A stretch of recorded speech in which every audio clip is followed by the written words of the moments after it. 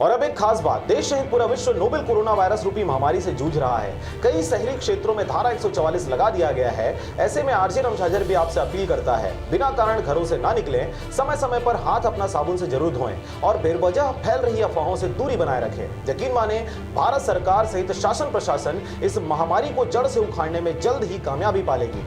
धन्यवाद।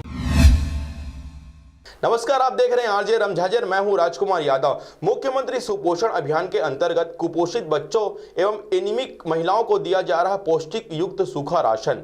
Novel corona virus कोविड-19 के संक्रमण को देखते हुए मुख्यमंत्री सुपोषण अभियान के अंतर्गत 6 माह से 6 वर्ष के कुपोषित एवं एनीमिक बच्चे एवं एनीमिक से मुक्ति दिलाने के लिए पौष्टिकता युक्त सूखा राशन दिया जा रहा है। सूखा राशन में उन्हें दाल एवं स्थानीय उपलब्धता के आधार पर अन्य पौष्टिक आहार को पैकेट बनाकर सोशल डिस्टेंसिंग के नियम का पालन करते हुए हितग्राहियों को प्रदान किया जा रहा है। उल्लेखनीय है कि लॉकडाउन होने के कारण यह सूखा राशन गर्म भोजन के स्थान पर दिया जा रहा है। मुंगेली से ब्यूरो रिपोर्ट, आरजे रमझाझर।